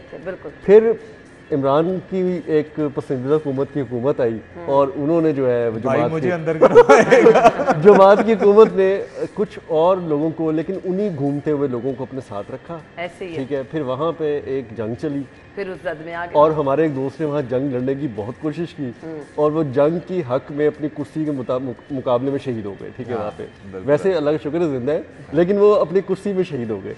उसके बाद दोबारा प्राइम मिनिस्टर साहब, पीडीएम की हुकूमत आ गई, प्राइम मिनिस्टर साहब दोबारा आ गए, फिर वही ब्यूरोक्रेट घूमने शुरू हो गए। ये बड़ा अलमिया है। हाँ, ये बंदा कि मैं आपको मैं इमरान जो कहता है ना कि गवर्नमेंट को नहीं पता, भाई गवर्नमेंट तो ऐसे सीटें ला रही होती है जैसे ये अफसर रजिस्ट्रियाँ करा के आए हैं कि ये जो सेक्रेटरीशिप्स हैं, जो ब्यूरोक्रेसी बैठी जिन सीटों पे, ये इनकी रजिस्ट्री है, मतलब कि इन्हीं के नाम होंगी और कोई बंदा उसका नाम मथम्मल नहीं। और बेड़ा गर्क होता क्या है, क्या होगा ज्यादा से ज्यादा, अच्छा इन्होंने इतनी करप्शन की है, इनको ओएसडी करें, ओएसडी करें, ओएसडी करें, ये है बात, और इंक्वायरी बिठाएं। आपके बड़े लेवल के जब वज़ीर आला साहिबा तक के भी लोग, जिस तरह मैं एक प्रेस कॉन्फ्रेंस में देख रहा था, उन्होंने एक सेक्रेटरी को अपनी कुर्सी पे ऑफर कर दी, आपने शायद वो क्लिप बड़ा वायरल हुआ। बिल्कुल तो जब इस तरह करेंगे तो मेरे जैसा आम बंदे का भी दिमाग खराब हो जाएगा और हम कहेंगे यार हम पता नहीं क्या चीज़ है कि हमें तो मिनिस्टर्स और वज़ीर आला तक कुर्सी छोड़ के तैयार है कि जी आप यहाँ आके बैठें। तो ये तो होता है फिर, और वो इस चीज़ का मार्जिन उठाते हैं, और फिर जो जितना अफसर जिस कैपेसिटी का मालिक होता है ना, वो उतना मार्जिन उठाता है। जिनके बड़े बड़े क्रिमिनल माइंड होते हैं वो बड़ा मार्जिन उठाते हैं, जो बेचारे डरते रहते हैं वो थोड़ा बहुत कहते हैं कि चलो अल्लाह वास्ते कोई दे गया ठीक है, कोई नहीं भी दे गया ठीक है। तो हर बंदा अपनी कैपेसिटी के मुताबिक फ़ायदे उठाता है, ये हो रहा है। और मैंने सिर्फ इतनी लंबी तमहीद इसलिए मान दी है कि अब इसका फॉलो बड़ा ज़रूरी है, क्योंकि मुझे खबर है कि कुछ अफसरान उड़ने को तैयार हैं, हम तो और वो जल्दी निकल चलें। अली रामे फॉलो अप भी दे देगा इस खबर को। अली रामे ने जब ये खबर दी थी ना, तकरीबन को 22.5 घंटे जो है ना, तकरीबन 22.5-23 घंटे जो है ना इस खबर को हो गए हैं दिए हुए। आपको क्या लगता है कि जो महकमा ये प्रेस जारी कर देता है कि फ़लानी जगह पर पानी खड़ा होने का नोटिस जो है वो वज़ीर आला साहबा ने ले लिया है, तो भाई 5-6 अरब की करप्शन का नोटिस क्यों नहीं अभी तक आया? मैंने पूरी खबर पढ़ी है, कहीं भी ये नहीं लिखा हुआ, कहीं भी ये नहीं लिखा हुआ कि इस खबर पे जो है वो एक्शन लिया गया है या महकमा स्पेशलाइज्ड हेल्थ केयर में जो ये लाइल्मी नहीं है। बात वही है जो दुर्रे ने आपने किया, माजरे के साथ हुकूमत कभी भी अफसरान को नहीं चलाती, ये ब्यूरोक्रेसी हुकूमत को चलाती है। अच्छा मेरी तो और इनको तारेगी भी यही और डुबोएगी भी यही। मेरी तो ख्वाजा सलमान रफीक साहब से, ख्वाजा इमरान अली साहब से हाथ जोड़ के इल्तमास है, और मैं उनसे यार इन दोनों ने पहले बहुत अच्छा काम किया था, अब ये बेचारे ना आ गए हैं ब्यूरोक्रेसी के हत्थे। मिन्नत करता हूं, ये भी रगड़े जाएंगे, इनके हत्थे ना आए। और मेरा ये बिल्कुल रिक्वेस्ट है बड़ी सीरियसली, दोनों बहुत अच्छे सियासतदान हैं, हमारे शहर से ताल्लुक़ रखते हैं यहाँ पे, ये कम अज़ कम इन चीज़ों को फॉलो अप में देखें ज़रूर। अगर तो इनके अंदर कुछ हकीकत है ना, तो फिर कम अज़ कम इस चीज़ को ऊपर अपनी क़यादत तक पहुँचाए ज़रूर, बिल्कुल, ताकि कल को ये ना कहे हमें किसी ने नहीं बताया। यहाँ पे ये भी होता है, अल्टीमेटली जिम्मेदारी तो लोगों पे जाती है ना, इनको फिर अपने लिए तो कुछ करना है ना। जो जिम्मेदार है कम से कम उनको सामने लेकर आए, क़यादत तक ये चीज़ें पहुँचाएं। चले अवाम का तो जो नुकसान हो रहा है वो एक तरफ ना, आप अपने लिए तो कुछ। जितने सेक्टर्स रहे हैं इन पिछले 5-10 साल में ऑडिट रिपोर्ट्स के मुताबिक, चाहे उस टेन्योर में चले, आपको कम से कम उनको तो इलाके एहतसाब के दायरे में रखना चाहिए, उनसे तो पूछना चाहिए कि परचेजिंग कौन करवा रहा था, किसने कहा था, कहाँ से आपने ये परचेजिंग की, किसने मंजूरी दी, और अगर उसमें ये आपने बेज़ाब्तियाँ की हैं, अप्रूवल्स नहीं ली, तो क्यों नहीं ली। यहाँ फिर हमारी हुकूमतें डरती हैं कि नए कट्टे ना खुल जाएं, फिर वो ना कई ना बड़े बड़े नाम आ जाते हैं ना। बिल्कुल ऐसे ही है, और फिर वो उनके अपने नाम होते हैं। और फिर बाजू का ब्यूरोक्रेसी ना एक अलाइंस बना के हुकूमत को डिसोबे करना शुरू कर देती है। एक सियासतदानों को ये बड़ा डर होता है कि जी अगर हम किसी को एक दो को खींचेंगे तो सारे ब्यूरोक्रेट्स मिलकर कहेंगे कि यार ये लोग तो है ही बेतबारे, इनके साथ काम ही ना करो। और एक वक्त ऐसा भी था, दुर्रे ने आप भी अच्छे तरीके से जानते हैं कि एक वक्त ऐसा था कि ब्यूरोक्रेट्स ने साइन करने बंद कर दिए थे फाइलों पे कि भाई हमने साइन करने ही नहीं है। वो इसलिए कि एक तहैया किया हुआ वो एक लीडर आए थे, उन्होंने आके कहा कि बस मैं तो अंदर कर दूंगा सबको, वो ब्यूरोक्रेसी ऐसे डरी। वैसे मैं आप दोनों ने ये चीज़ कही कि इसका फॉलो अप होना चाहिए, मुझे ये लगता है फॉलो अप हो भी जाएगा ना, इतनी बड़ी खबर से अगर कोई फर्क नहीं आज तक तो नहीं हुआ, हुआ तो कभी नहीं, आज तक तो नहीं हुआ। फॉलो अप से क्या होगा मुझे सिर्फ ये बता दें, ये तो जब तक जो लोग मुलव्विस हैं वो अपना किबला दुरुस्त नहीं करेंगे, जो कि नहीं होना। अच्छा, पाकिस्तान में ना उड़ने वाले पंछियों के आप पर नहीं काट सकते, ठीक है, ये अब मैं बड़े बड़े नाम लूंगा जो उड़ गए और उड़ने के बाद पता लगा कि वो उड़ गए, ऐसी उड़ान भर के जाते हैं कि किसी को पता भी नहीं चलता। तो आप पंछियों के पर नहीं काट सकते।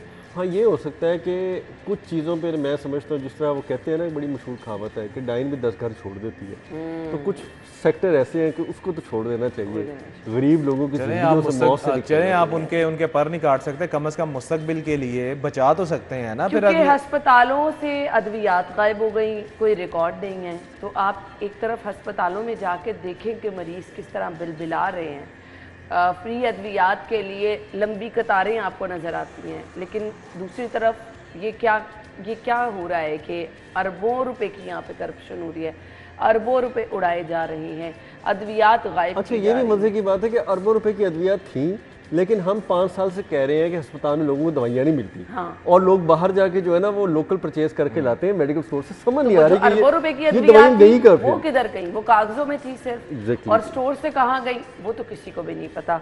लेकिन ये लम्हा फिक्रिया है और गौर तलब चीज़ें हैं, इस पर ज़रूर गौर होना चाहिए। बाकी अली फॉलोअप तो देते ही रहेंगे, फॉलोअप का भी नतीजा देख लीजिएगा क्या होगा।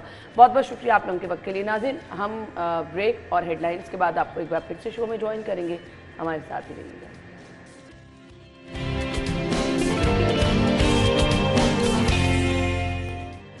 ब्रेक के बाद खुश आमदीद कहेंगे। शहर के बड़े और मेगा प्रोजेक्ट्स, जिन्हें हम एक्चुअली कहते हैं जी तरक्याती काम हैं, जिनसे आपके शहर का नक्शा बदल जाता है, ना सिर्फ नक्शा बदलता है बल्कि आवाम को सहूलियात भी मिलती हैं। सो उन बड़े प्रोजेक्ट में अगर हम जिक्र करें तो आपने अभी 2, 3, 4, 5 दिन पहले सुना होगा कि सीएम साहिबा की जानिब से जो है वो फिजिबिलिटी रिपोर्ट तैयार करने का कहा गया है, शहर में ट्राम चलेगी।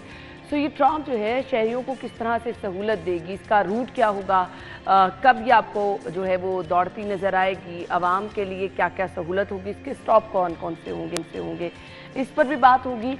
शहर के मज़ीद तरक्याती मनसूबों के हवाले से भी बात होगी, जो मनसूबे चल रहे हैं जिनमें भी थोड़ा बहुत काम होने को रह गया है। बंद रोड कॉरिडोर एक्सेस पर बात होगी। इसके साथ साथ क्रीम ब्लॉक के हवाले से भी हम गुफ्तगू करेंगे। दीगर अहम मनसूबे जो कि हमें प्लानिंग का हिस्सा नज़र आ रही हैं। सो वो प्लानिंग कहाँ तक पहुंची और इम्प्लीमेंट उन पर कब होता नजर आएगा। चीफ इंजीनियर LDA इसरार सईद साहब ने हमें ज्वाइन किया है, अपने शो में वेलकम करेंगे। अस्सलाम वालेकुम इसरार साहब। वालेकुम सलाम। बहुत बहुत शुक्रिया इसरार साहब आपके वक्त के लिए। सबसे पहले जब इस तरह की कोई खबर आती है ना तो एक एक्साइटमेंट सी होती है कि एक नया प्रोजेक्ट आ रहा है। ऑरेंज लाइन हमने देखा, लोग उसमें सफ़र भी कर रहे हैं, फिर इसी तरह मेट्रो था, अब ट्राम, क्या प्रोजेक्ट है ये, इस पर रोशनी डालिएगा।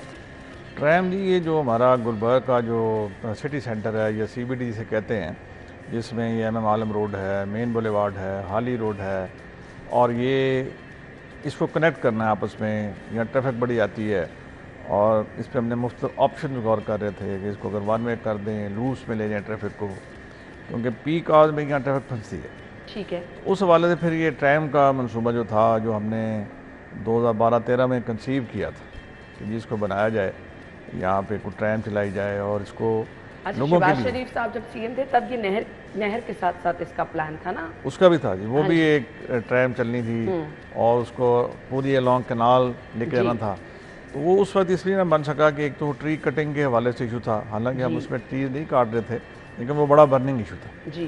तो उस पर पहले रोड वाइडनिंग थी, वो तो हो गई, और ये जो मनसूबा था ये पीछे चला गया। एक तो एक्सपेंसिव भी था। अब ये है कि इसको फिर टिकअप किया है और ये कलमा चौक से ये जो ग्रीन लाइन है इसको कनेक्ट भी करेगा और आगे जाके ये मेन मार्केट, MM आलम रोड, इन तमाम मार्केट्स को मेन बुलेवार्ड कनेक्ट करता हुआ ये एक लूप में चलेगा। और इसकी जो 5 से 6 सेट ऑफ ट्रैम्स होंगे जो इस रूट पे चलेंगे, और स्टॉप इसके कितने हैं? स्टॉप उसके कोई 12 हैं। ठीक है। और ये मतलब ये है कि ये वो बिजनेस फ्रेंडली कह लें कि हर जगह पे हॉप इन कर सकते हैं, रुकेंगे, चले जाएं, शॉपिंग वगैरह करें। हाँ, बुनियादी तौर पर ये वो एरियाज हैं जहाँ पर बहुत सारे लोग जो हैं, ख़वातीन ख़ास तौर पर शॉपिंग की गर्ज से जाती हैं। तो ये फैसिलिटी मिलेगी कि आपको जो है ख़वातीन को थोड़ी आसानी हो जाएगी और आप इसको मुख्तलिफ रूट से भी कनेक्ट कर सकेंगे। हाँ जी, ऐसा ही है ये जी। इसको हम इसकी फिजिबिलिटी करने जा रहे हैं और 3-1 माह में इसका प्रॉपर सामने आ जाएगा कि मनसूबा क्या है और इसकी जो हमने आउटलाइन अभी बनाई हैं उसके मुताबिक ये कितना इफेक्टिव होगा।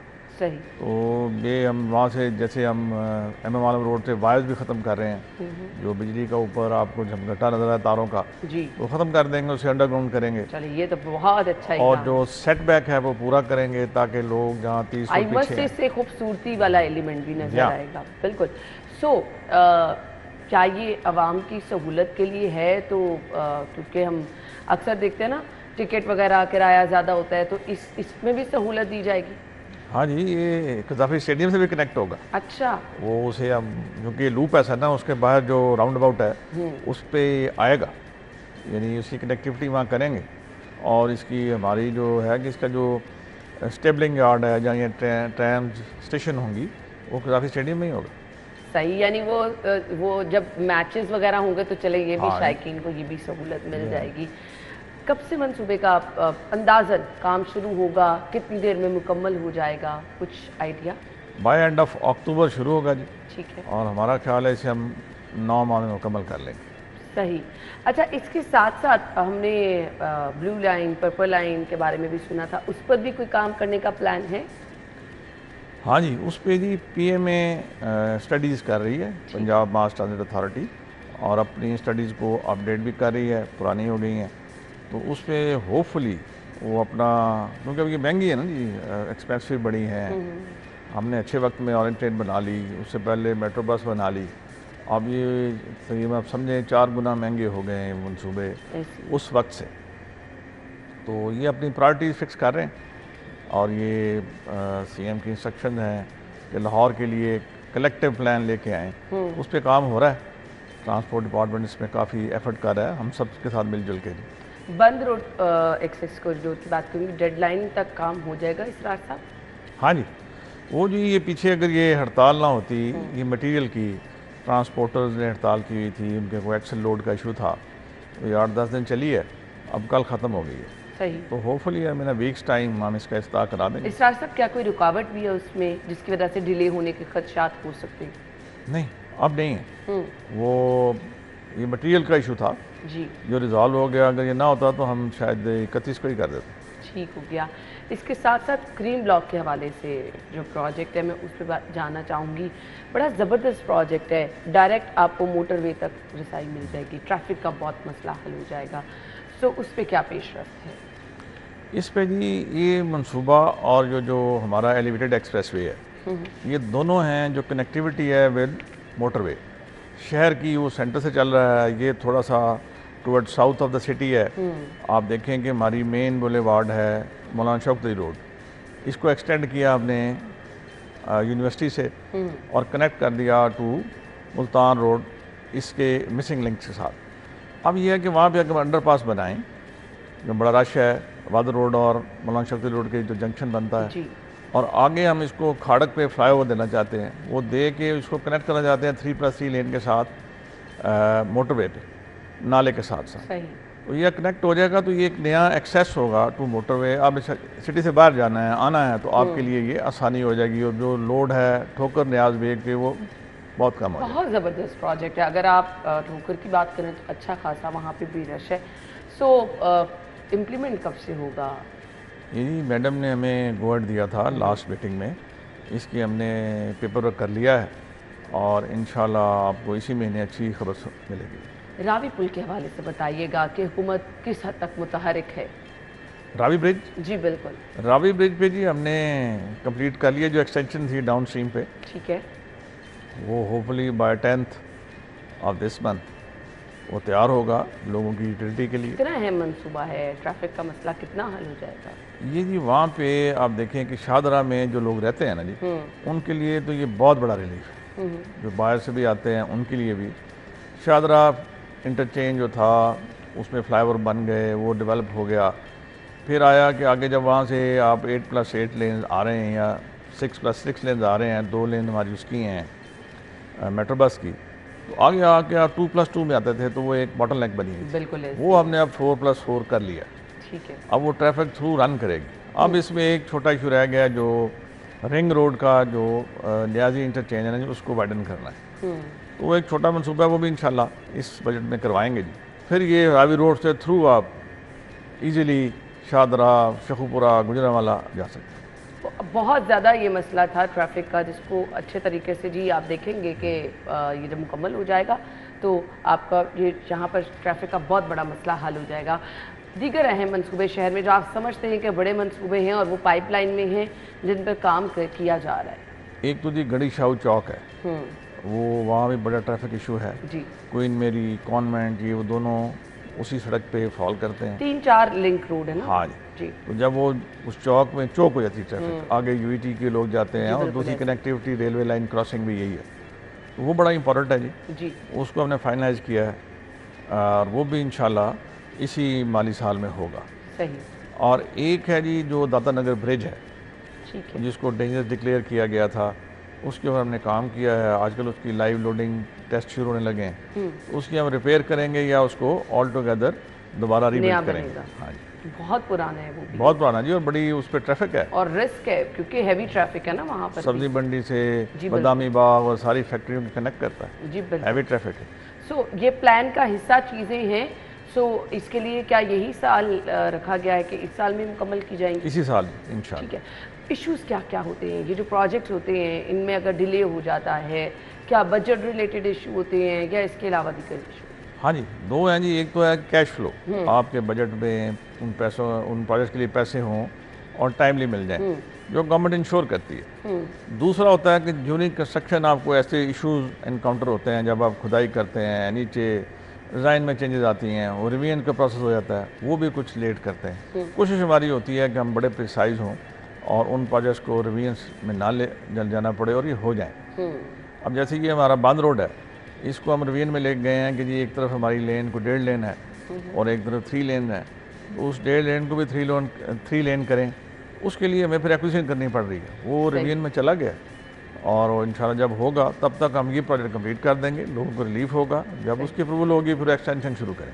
इसरार साहब, कितना ज़रूरी है अब अगर हम शहर का ओवरऑल नक्शा देखें, शहर फैलता चला जा रहा है, अगर हम रोड्स की एक्सटेंशन ना करें, टाइम टू टाइम जो है अंडरपासेस, फ्लाईओवर, ये चीज़ें ना बने, तो शहर की ट्रैफिक एक बहुत बड़ा मसला है, शहर का नक्शा तब्दील होता जा रहा है। सो ये चीज़ें कितनी ज़रूरी हैं कि ये टाइमली होती जाए ताकि सहूलत तो मिले ना कुछ। देखें जी, जो लाहौर का मास्टर प्लान बना था, जो जायका के हेल्प से लाहौर में LDA और टीपा ने मिलकर बनाया था विद ट्रांसपोर्ट डिपार्टमेंट, उसमें जो हमने मास ट्रांजिट सिस्टम थे उस 4 लाइनें हमने आइडेंटिफाई की थी, उनमें से 2 बन गई, 2 नहीं बनी।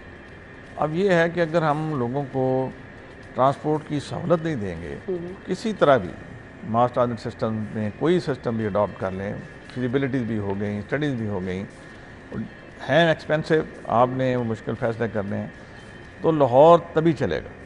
अब ये जितने भी हम काम कर रहे हैं, ये एक आप समझें कि ब्रीदिंग स्पेस है उन सिस्टम्स के आने तक। जी बिल्कुल। हम देखते हैं कि ये बन गया है, जी ट्रैफिक बड़ी आ गई, फिर ट्रैफिक फंसनी शुरू हो गई है जी, अब बेहतरी तो हुई है लेकिन सोल्यूशन पूरा नहीं हुआ। तो जो कंप्लीट सोल्यूशन है वो इस दोनों के साथ इंटीग्रेट होके होगा। ये बने हैं, इनके साथ आप मास ट्रांजिट सिस्टम की वो कॉरिडोर जो है उनको हम बनाएं। सही आपने कहा। एलिवेटेड एक्सप्रेस वे बड़ा अहम और ज़बरदस्त प्रोजेक्ट है, उस पर कुछ प्लान है? हाँ जी, वो भी देखें ना जी, अब प्राइस एस्केलेशन इतनी हुई है, वो 35 बिलियन से अब वो 105 अरब पे चला गया सही आज के रेट्स पे। तो अब गवर्नमेंट के लिए ये प्रायोरिटी फिक्स करना रखा तो हुआ है हमने, देखते हैं कब आता है, आना चाहिए प्रोजेक्ट। हालांकि ये भी अगर मनसूबा हो जाता है तो बड़ा अच्छा ज़बरदस्त मनसूबा है, आपको डायरेक्ट एक एक्सेस मिल जाती है और फिर ट्रैफिक का मसला भी नो डाउट बहुत हद तक हल हो जाएगा। सर मैसेज क्या देना चाहेंगे देखने वालों को? मैसेज ये है जी कि जितने लोग सड़कों पर ट्रैवल करते हैं, अब वो ट्रैवल के इश्यूज़ को कम कर सकते हैं अगर वो रोड सेंस के साथ ड्राइविंग। बिल्कुल आपने सही कहा, क्योंकि हम देख रहे हैं अंडरपासेस भी बन रहे हैं, फ्लाईओवर भी बन रहे हैं, रूट्स की एक्सटेंशन भी हो रही है, ये काम जहाँ साथ साथ चल रहे हैं वहाँ जब तक रोड यूज़र में रोड सेंस नहीं होगी तो ये तमाम इश्यूज़ जो हैं वैसे के वैसे ही रहेंगे। Thank you so much sir, आपके वक्त का बहुत बहुत शुक्रिया। नाज़रीन ब्रेक होगी, ब्रेक के बाद हम आपको एक बार फिर से ज्वाइन करेंगे, हमारे साथ रहिएगा।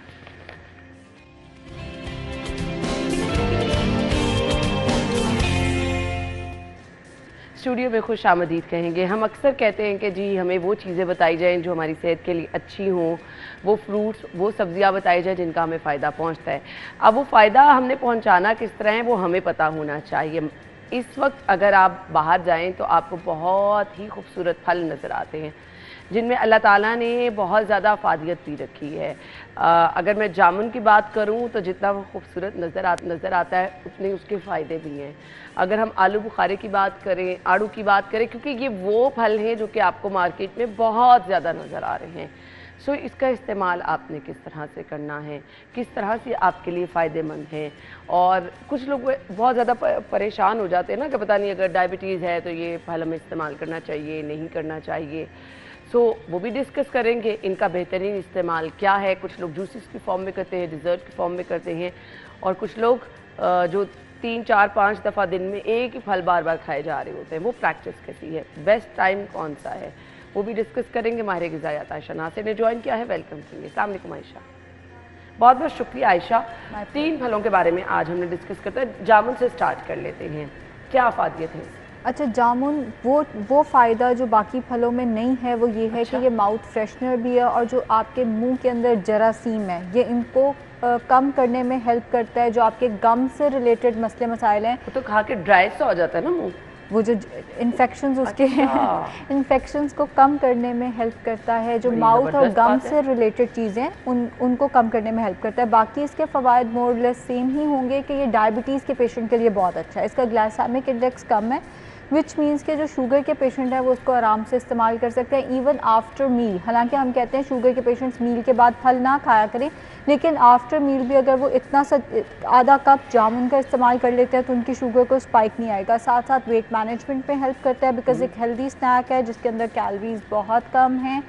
एंड इसके साथ साथ विटामिन सी का बहुत अच्छा सोर्स है। विटामिन सी एंड आयरन दोनों इसके अंदर मौजूद है। फिर अगर वो लोग जो स्किन चाहते हैं अच्छी हो वो तो जामुन का इस्तेमाल, और जो चाहते हैं उनकी कुव्वत मुदाफ़ियत अच्छी रहे, उनकी स्किन लटके मत, एंटी एजिंग होता है विटामिन सी। हम क्रीमें लगाई जाते हैं, हम अपनी डाइट के ऊपर इतना ध्यान नहीं देते, या विटामिन सी हम वैसे गोलियां खा रहे होते हैं 500 mg गोलियां ले लेके खा रहे होते हैं, चाहे उसकी एब्जॉर्प्शन हो रही हो या ना हो रही हो, लेकिन हम डाइट के अंदर उसका इस्तेमाल नहीं करते। तो विटामिन सी एंड आयरन दोनों इसके अंदर मौजूद है, विच मीन्स के वो ख़वातीन या बच्चे जिनको आयरन की कमी है वो इसका इस्तेमाल, क्योंकि आयरन हम इस्तेमाल करते हैं वो विटामिन सी के बगैर एब्जॉर्ब नहीं होता बॉडी के अंदर, तो ये इसमें दोनों का कॉम्बिनेशन मौजूद है। साथ साथ विटामिन ए का बहुत अच्छा सोर्स है। विटामिन ए भी हमारी आंखों के लिए बहुत अच्छा है, बिनाई के लिए बहुत अच्छा है, स्किन के लिए, बालों के लिए बहुत अच्छा है।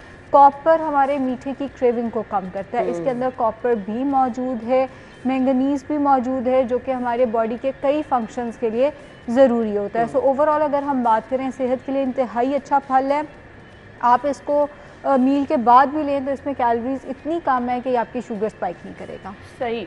सो ऐसा तो नहीं है कि अगर आप बहुत ज़्यादा खा रहे हैं तो इसका नुकसान भी पहुंच रहा है, क्योंकि हम अक्सर लोगों को देखते हैं कि रिकमेंडेड जो आप कहते हैं कि जी आपने हाफ कप लेना है, 1 कप लेना है, उससे ज़्यादा भी इस्तेमाल कर लें। देखिए कोई भी चीज़ ज़रूरत से ज़्यादा ली जाए तो वो फिर नुकसानदेह होती है। अगर जामुन की हम बात करें, वो आप एक वक्त में 2 कप तक खा सकते हैं गुठली के साथ। अगर गुठली निकाल के बात की जाए तो आप 1 कप जामुन का इस्तेमाल एक वक्त में कर सकते हैं। इससे ऊपर अगर एक हेल्दी इंडिविजुअल है तो उसको तो कोई मसला नहीं होगा, लेकिन जो डायबिटिक पेशेंट है उसको फिर मसला हो सकता है, या जो लोग वेट को लेके कॉन्शियस हैं उनको मसला हो सकता है। एक आम बंदा, जैसे मेरे कई क्लाइंट्स होते हैं, वो कहते हैं हमने रात को कुछ ना कुछ खाना ही खाना है, तो उसमें जामुन बहुत अच्छी ऑप्शन है। ऑल्दो हम कहते हैं रात में फ्रूट्स खाने के बाद अगर आप जाग रहे हैं ना तो भूख लग जाती है। हाँ, तो उस केस में जामुन बहुत अच्छी ऑप्शन है। ज़रा आप बिजी भी रह लेते हैं और वो जो क्रेविंग है वो भी आपकी सप्रेस हो जाती है। इसके साथ साथ अगैन कैलोरीज इतनी कम है कि ये आपको नुकसान नहीं देगा। आप जामुन खा सकते हैं ज़्यादा अगर आपकी कोई मेडिकल हिस्ट्री नहीं है या कोई मसला नहीं है। सही। इसके अलावा अब आ जाएं जी आप आलू बुखारे पर। सो आलू बुखारे की अफादियत क्या है? आलू बुखारा भी विटामिन सी एंड आयरन दोनों का बहुत अच्छा सोर्स है। इसके साथ साथ आलू बुखारे के बारे में तो हम अक्सर बात करते हैं जी, ये फाइबर का बहुत अच्छा सोर्स है, आपकी गट हेल्थ के लिए बहुत अच्छा है, लेकिन जो खुश्क आलू बुखारा है उसके बारे में बहुत कम लोग बात करते हैं। इसको ड्राई करके जो खुश्क आलू बुखारा है, प्रून्स, उसका इस्तेमाल किया जाए तो वो कब्ज़ के लिए इंतहाई फ़ायदेमंद है। जिन लोगों को कब्ज़ का मसला है, रात को 2 खुश्क आलू बुखारे पानी में भिगो कर रखते हैं, सुबह वो आलू बुखारे भी खाने हैं और वो पानी भी पी लेना है। लेकिन खुश्क आलू बुखारे शुगर बढ़ाते हैं, जबकि अगर हम बात करें आलू बुखारे की तो वो डायबिटिक पेशेंट के लिए बहुत अच्छा है। इनफैक्ट अगर आप मील के साथ 1 से 2 आलू बुखारे ले लेते हैं तो ये भी, इसमें भी शुगर इतनी कम है कि ये आपकी शुगर को स्पाइक नहीं करेगा। हम फलों में बात करें तो आम, केला, अंगूर, जापानी फल, खरबूजा, तरबूज, गर्मा, ये वो फल हैं जो आप मील के साथ लेंगे तो शुगर स्पाइक बढ़ जाएगी। लेकिन आलू बुखारा भी अगर आप 2 दाने मील के साथ ले लेते हैं तो ये उल्टा शुगर को स्पाइक होने से रोकेगा ही। इसका जो छिलका है फाइबर का बहुत अच्छा सोर्स है, शुगर स्पाइक नहीं होने देगा। लेकिन वही बात कि अगर आप छिलका रिमूव करके खाते हैं वो इतनी अच्छी बात नहीं है। उसकी वजह यह है कि उसका जो छिलका है वो फाइबर का बहुत अच्छा ऑप्शन है। फाइबर हमारी गट हेल्थ के लिए बहुत इंपॉर्टेंट है, कब्ज़ से बचाता है, हमारे जो मैदे के मसाइल बहुत सारे चल रहे होते हैं उनके लिए बहुत ज़्यादा फ़ायदेमंद है। सो कोलेस्ट्रॉल के लिए बहुत अच्छा है, हार्ट के पेशेंट्स के लिए बहुत अच्छा है, ब्लड प्रेशर को स्टेबल करने में फ़ाइबर बहुत अच्छा है। सो इवन शुगर के पेशेंट्स के लिए भी बहुत अच्छा है। फ़ाइबर के बहुत फ़वाइद है। सो हम फ्रूट के साथ साथ ऑप्शन ये रखते हैं कि अच्छा जूस बना लें, आलू बुखारे की चटनी बना लें। सो इसको कैसे देखते हैं आप? देखिए उल्टी सीधी कोई भी चीज़ खाने से, जैसे उल्टी सीधी कोई चटनी खाने से या सॉस खाने से बेहतर है हम आलू बुखारे की चटनी का इस्तेमाल करें। चटनी में हम लाजमी चीनी मिक्स करते हैं, शक्कर का इस्तेमाल करें, चीनी मिक्स करते हैं। ना जूस की अगर हम बात करें ना, जूस की निस्बत हमेशा फल बेहतर होता है क्योंकि आप उसको स्टीन कर लेते हैं। एग्जैक्टली, फाइबर हम सारा डिस्कार्ड कर देते हैं। जितने फल हैं उनमें अगर आप फ्रूट या फल की बात करें, जूस या फल की बात करें तो हमेशा फल बेहतर ऑप्शन होता है। जूस किसी भी फ्रूट का कभी भी अच्छी ऑप्शन नहीं होता, बिकॉज उसमें कहीं ना कहीं नमक भी डल जाता है। उसकी खटास कम करने के लिए उसमें कहीं ना कहीं हम चीनी भी डाल देते हैं, शक्कर भी डाल देते हैं। बट अगर हम चटनी की बात करें, बिकॉज अक्सर लोगों को डिप चाहिए होता है, अगर आपको डिप के तौर पे कुछ इस्तेमाल करना है तो आर्टिफिशियल चीज़ों से या प्रिजर्वेटिव्स वाली चीज़ों से आलू बुखारे की चटनी बहुत अच्छी ऑप्शन है। देखिए अगर हम इसको मील के साथ लेते हैं, विटामिन सी का तो ये बहुत अच्छा सोर्स है, जो हमारे मील के अंदर आयरन है ये उसकी एब्जॉर्प्शन को बढ़ा देगा। 2 to 3 टेबल स्पून आप इस्तेमाल करें। वो जो हम अक्सर चमचों से खाते हुए देखते हैं वो वाली, हमारी उम्रों में आके वो वाली प्रैक्टिस गलत है। अगर बच्चे खा रहे हैं तो दैट इज़ फाइन, बच्चों को भी कहीं ना कहीं वही बात कि उन्हें वो इतनी कैलोरीज को बर्न कर लेते हैं बिकॉज उनकी फिजिकल एक्टिविटी ज़्यादा होती है। बस ये है कि शहद या शक्कर का इस्तेमाल करके दिया जाए ताकि ज़रा हेल्दियर वर्जन बन जाए। बाकी इसकी चटनी खाने में कोई मुजायका नहीं है, बाकी जो हम गलत ऑप्शंस की तरफ जाते हैं उसकी निस्बत ये बहुत बेहतर ऑप्शन है। सही। सो इसको आप खाने से पहले भी खा सकते हैं, खाने के साथ भी खा सकते हैं और खाने के बाद भी खा सकते हैं। चटनी की बात की जाए तो खाने के साथ 2 to 3 टेबलस्पून, आलू बुखारे की बात की जाए दिन में किसी भी टाइम खाया जा सकता है, 2 दाने से ज़्यादा मील के साथ नहीं लेना। हाँ, अगर आप स्नैक के तौर पे ले रहे हैं तो 3 to 4 आलू बुखारे आप ले सकते हैं। ठीक है, आड़ू की तरफ आ जाएं, क्या अफादियत है? आड़ू भी विटामिन सी, विटामिन ए दोनों का बहुत अच्छा सोर्स है। इसके छिलके के अंदर भी फाइबर मौजूद है। फाइबर जैसे मैंने बताया आपके बहुत सारे बॉडी के फंक्शंस में हेल्प करता है, गट हेल्थ के लिए बहुत अच्छा है, कोलेस्ट्रॉल कॉन्स्टिपेशन के लिए बहुत अच्छा है, डायबिटीज़ की मैनेजमेंट के लिए बहुत अच्छा है। अब आड़ू जो है वो मील के साथ नहीं लेना, उसको आपने स्नैक के तौर पे ही इस्तेमाल करना है, नाश्ते या दोपहर के खाने के दरमियान या दोपहर के खाने रात के खाने के दरमियान। अगर आपको लेट नाइट भूख लगती है तो उसमें भी आप एक आधा आड़ू जो है वो इस्तेमाल कर सकते हैं। जिन लोगों को डिज़र्ट की बहुत ज़्यादा क्रेविंग होती है वो योगर्ट के अंदर आड़ू छोटा छोटा काट के उसमें थोड़ा सा शहद डाल के उसको जैसे हम आइसक्रीम खाते हैं वैसे उसको डिज़र्ट की तरह इस्तेमाल कर सकते हैं। जूसेस की अगर बात की जाए, आड़ू का जूस अगर आपको कोई और ड्रिंक की क्रेविंग हो रही है तो आप आड़ू के जूस से उसको रिप्लेस कर सकते हैं। मैं फिर कह रही हूँ, मुझसे कोई पूछे आड़ू बेहतर है या आड़ू का जूस, तो आड़ू बेहतर है।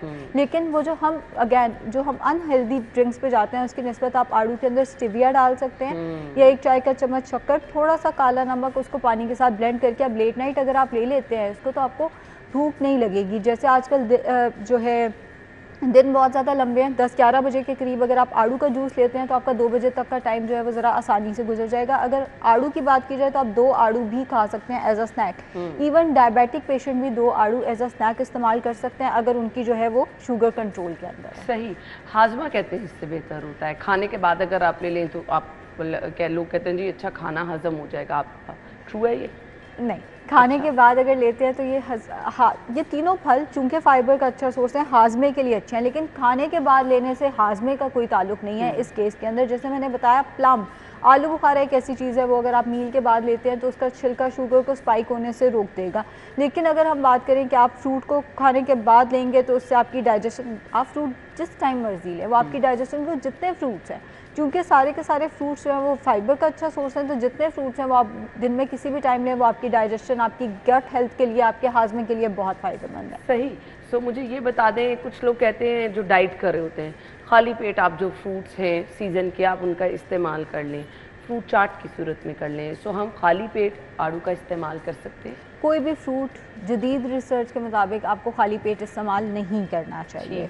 उसकी वजह यह है कि फ्रूट एकदम शुगर को स्पाइक देता है। आप सो कर उठते हैं एकदम, इतना शुगर स्पाइक भी बॉडी के लिए अच्छा नहीं होता। अगर आप नाश्ते में फ्रूट्स, जैसे नाश्ता ही है जो हम खाली पेट करते हैं, ब्रेकफास्ट इसलिए उसको कहा जाता है, अगर आप नाश्ते में फ्रूट्स लेना भी चाहते हैं तो आप उसके साथ डेयरी का सेक्शन ऐड करें, उसके साथ नट्स ऐड करें। जैसे आड़ू है तो उसके साथ दही ऐड कर लिया ताकि एकदम शुगर को स्पाइक ना आए। अब डेयरी भी उसकी शुगर की स्पाइक होने से रोकेगी आपको, ऑल्दो डेयरी भी शुगर का ही सोर्स है लेकिन फिर भी उसकी एब्जॉर्प्शन बहुत स्लोली होती है। जो दूध दही है उसकी एब्जॉर्प्शन आहिस्ता आहिस्ता होती है बॉडी के अंदर।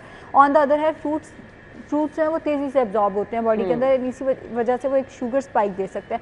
अगर आप नट्स और डेयरी ऐड कर देते हैं विद फ्रूट तो आप इसको एम्प्टी स्टमक ले सकते हैं। लेकिन वैसे ये उठ के जी एम्प्टी स्टमक फ्रूट लेने से वेट लॉस होगा या एम्प्टी स्टमक फ्रूट बेहतर है, ये बेहतर ऑप्शन नहीं है। बेहतर ऑप्शन स्नैक है। कॉम्बिनेशन जो हम अक्सर फ्रूट्स का बना लेते हैं, लेट्स सपोज अगर हम फ्रूट चाट नहीं भी बना रहे तो हम देखते हैं कुछ लोग खाने के बाद 3-4 फ्रूट इकट्ठे खा रहे हैं। अगर आप आलू बुखारा आड़ू ही इकट्ठा खा लेंगे तो मुझे ये बता दें कॉम्बिनेशन में आप खा लें तो ठीक है? फ्रूट्स को कॉम्बिनेशन में खाने में कोई ख़ास हर्ज नहीं है। हाँ, बस पोर्शन आपने उसका मॉनिटर रखना है। आप अगर फ्रूट चाट ले रहे हैं उसके अंदर कोई बहुत ज़्यादा शुगर ऐड मत करें, रॉ फॉर्म में फ्रूट खाएं।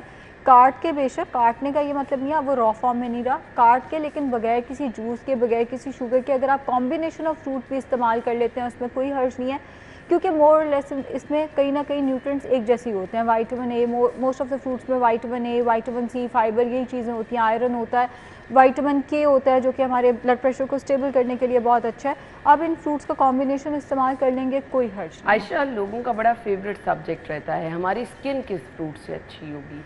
जितने फ्रूट्स हैं सारे के सारे आपकी स्किन के लिए बहुत अच्छे हैं। हाँ, आलू बुखारा चूँकि ये विटामिन सी का बहुत अच्छा सोर्स है, आयरन का बहुत अच्छा सोर्स है, विटामिन ए है इसके अंदर।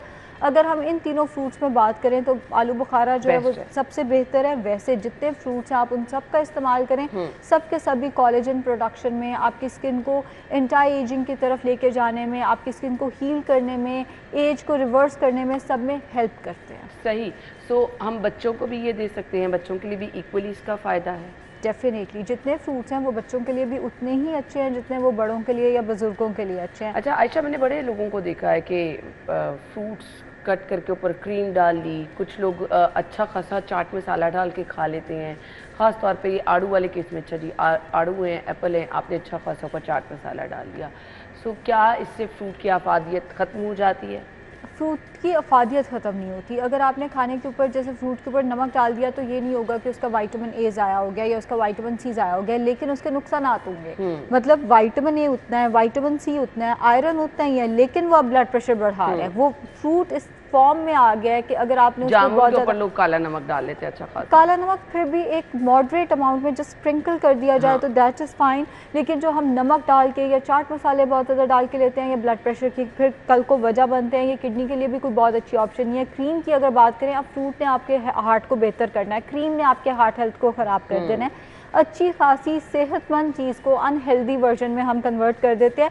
जैसे मैंने कहा है, फ्रूट को हमेशा रॉ फॉर्म में लें, उसके ऊपर कोई चीज़ भी ऐड किए बगैर लेंगे तो वो ज़्यादा बेहतर है। अब आड़ू के जूस से मुझे यही प्रॉब्लम थी कि उसके अंदर लोग नमक डाल देते हैं, काला नमक डाल देते हैं, या उसके अंदर थोड़ी शक्कर डलती है, उसकी खटास। यही वो चीज़ें हैं जो फिर फ़ायदे से ज़्यादा नुकसान देती हैं। न्यूट्रिएंट्स ज़ाया नहीं होते, अफादियत ज़ाया नहीं होती, बट नुकसानात ऐड हो जाते हैं साथ। सही।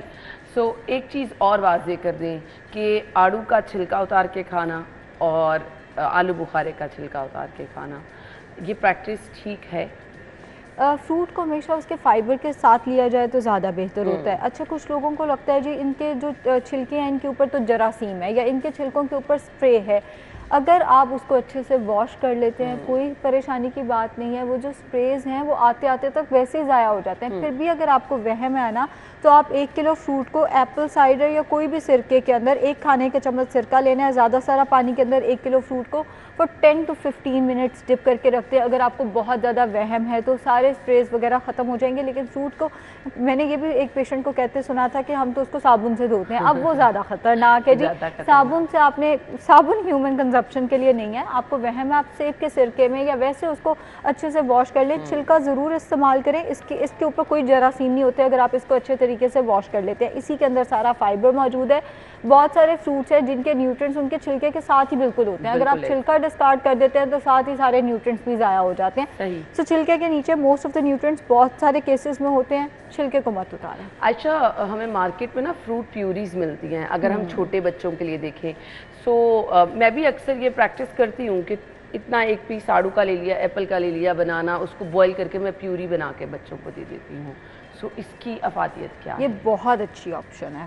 एप्पल प्यूरे बनाया जा सकता है। बच्चे क्योंकि उन्हें सॉलिड्स खाते हुए प्रॉब्लम होती है, या वो एक जगह बैठ के चबा के हमारी तरह नहीं खा सकते। बच्चे अब आजकल के माशाल्लाह वैसे बड़े एक्टिव हैं। उस केस में आप उन्हें प्योरे बना के दे सकते हैं। एक मीठे की चीज़ भी हो जाएगी, न्यूट्रिएंट्स भी चले जाते हैं। हाँ, ओवर कुक नहीं करना। जैसे होता है कि एप्पल प्यूरे बना रहे हैं, बस पकाई जा रहे हैं उसको, साथ में अपनी हांडी भी चढ़ा दी है हमने। अब हमारी हांडी और पानी डाले जा रहे हैं कि एक ही दफ़ा दोनों चीज़ें तैयार हो जाए। इतना नहीं पकाना कि उसके न्यूट्रिएंट्स आया हो जाए। बाकी अगर आप फ्रूट्स के प्यूरे बना के बड़ों को भी देते हैं, बड़े भी इस्तेमाल कर सकते हैं, बच्चे भी इस्तेमाल कर सकते हैं, बूढ़े भी इस्तेमाल कर सकते हैं। इनफैक्ट मरीज़ों के लिए ये बहुत अच्छी है। जो बूढ़े मरीज़ जो कुछ खा नहीं सकते किसी भी वजह से, डेंटल इशू की वजह से कुछ नहीं खा सकते, या कोई बीमारी खुदा ना खास्ता ऐसी है जिसमें वो स्वॉलो नहीं कर पा रहे या जिसमें वो खा नहीं पा रहे, उसमें आप उन्हें फ्रूट प्योरेस का इस्तेमाल जो है वो करा सकते हैं। जामुन का जो बीज होता है ना, कहते हैं शुगर पेशेंट्स के लिए बहुत अच्छा है, लोग उसका पाउडर बना के भी यूज़ कर रहे होते हैं। अच्छा, न्यूट्रिशन में एज सच इसको हम ज़्यादा नहीं पढ़ते, लेकिन हिकमत में ये चीज़ ज़रूर आती है कि इसके जो लोग वेट लॉस के लिए भी इसका इस्तेमाल करते हैं।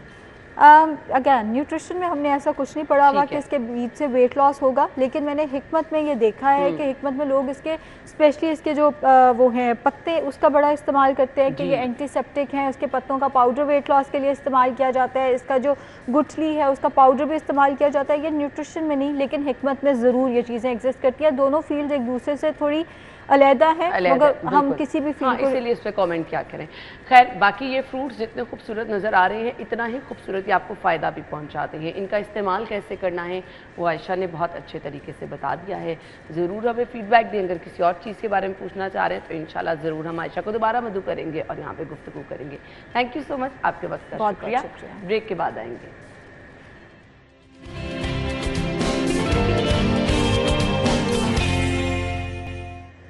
Welcome back. हमने आपको बताने हैं जी आज के भाव अफशा मार्केट में मौजूद हैं। Over to you.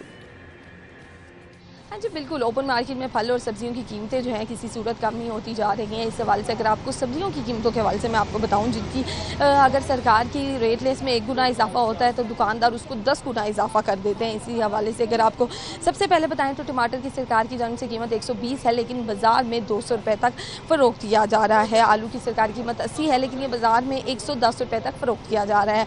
इसी तरह प्याज की सरकार की कीमत 100 है, लेकिन ये बाज़ार में 130 रुपये में फ़रोख्त किया जा रहा है। लहसुन की सरकारी कीमत 360 है, लेकिन 450 में फ़रोख्त किया जा रहा है। अदरक की सरकारी कीमत 600 है, लेकिन 640 में इसकी फ़रोख्त जो है वो जारी है। इसी तरह अरबी की सरकारी कीमत 130 है, लेकिन ये बाज़ार में 140 रुपये में फ़रोख्त इसकी जारी है। भिंडी की सरकारी कीमत 140 है, लेकिन ये 160-170 में फ़रोख्त किया जाता है। मेथी की सरकारी कीमत 210 है, लेकिन 280 रुपये में इसकी फ़रोख्त जारी है। शिमला मिर्च की सरकारी कीमत 190 है, लेकिन 240 रुपये में इसको फ़रोख्त किया जा रहा है। इसी तरह खीरे की सरकारी कीमत 60 है, लेकिन ये 100 रुपये में फ़रोख्त किया जा रहा है। फल सब्ज़ी दोनों चीज़ें ही शहरियों की पहुंच से दूर हैं और शहरी इस सवाल से खासा परेशान है। दुकानदार भी इस सवाल से परेशान है। दुकानदार कहते हैं कि ओपन मार्केट में हमें जो है सब्ज़ियाँ सरकारी रेट लिस्ट के मुताबिक नहीं। थैंक यू सो मच जी। आप अपना ख्याल रखिएगा। कल सेम टाइम पे मुलाकात होगी। अल्लाह हाफ़िज़।